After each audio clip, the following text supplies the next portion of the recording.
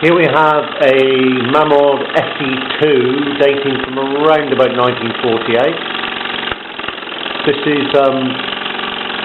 an odd one in as much as that it has an SE1 boiler, so it has no whistle. It's a little bit smaller as well. And this is driving a typical sort of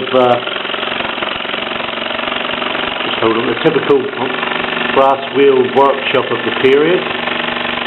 The engine itself has a brass flywheel. Didn't last very long, which is a shame really, because they're really rather nice wheels themselves. And you see it's driving a flat base line shaft with brass press and brass wheeled hammer. It's running a little bit rough at the moment. I think it needs maybe a little bit of lubrication on there. It doesn't run this often, this engine. But certainly having no problem running this small setup, which is normally run by the SE4 sitting behind it. And as you can see, it's creating a nice plume of steam, and running this little setup with, say, no problem at all. It's going to be vibrating around a bit. I just bring that one out like that, it's a little bit better. You can get a better view of the line shaft and its tools there.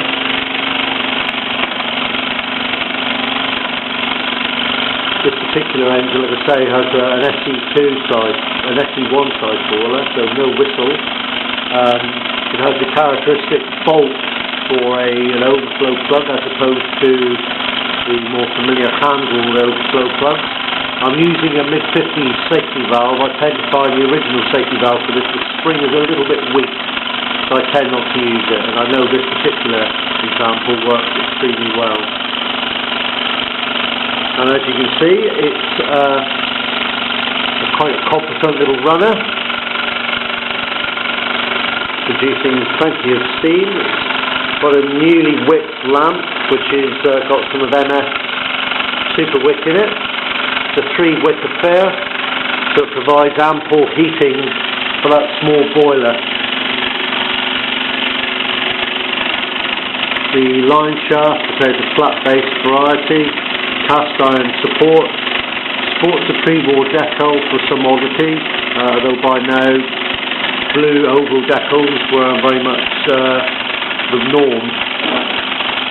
Curiously, the brass flywheel press has a decal attached to the underside, but obviously it wasn't an export model. I don't know where someone got that nonsense from. And to say it's very much of the period, brass wheels, which sadly were only used until about 1953, because apparently they were quite costly to manufacture. Materials were so expensive in post-war Britain then.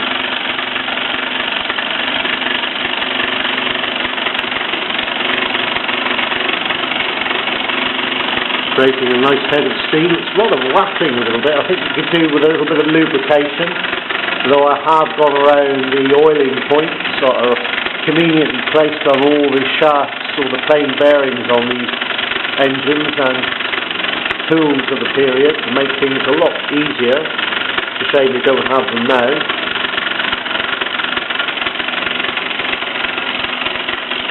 It's a little bit rattly, probably maybe something needs tightening or a little bit more lubricant. And that's the SE4, which obviously not in use today.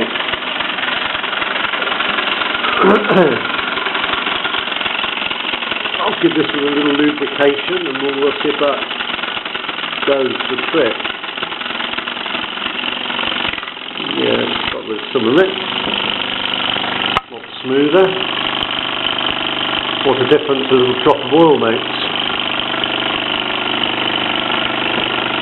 You can actually hear me speaking probably now.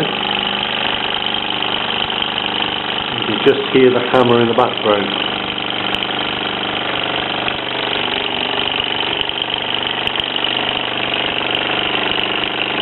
It works exceptionally well, this one. No leaks from the union bolt or anywhere, and it's sort of it's always a reliable little runner.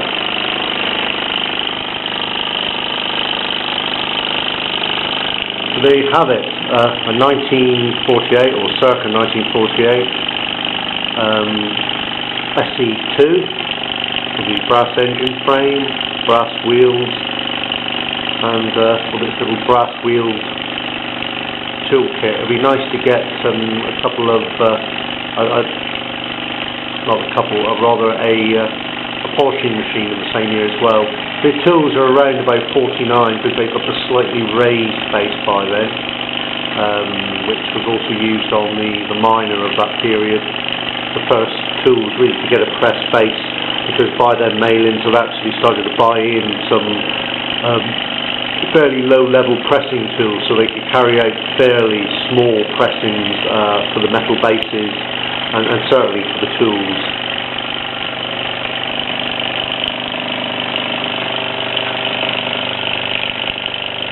It might stop rattling around this and moving around on its base.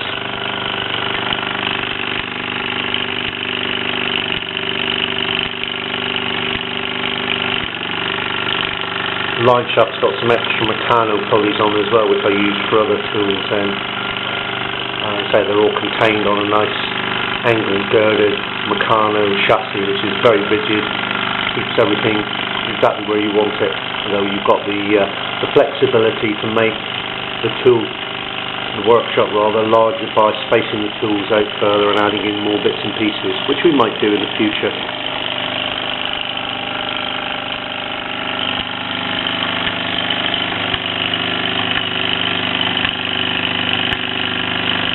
The two tools as well have cast iron pedestals and bodies, which give them a very much heavier, chunkier, sort of more sort of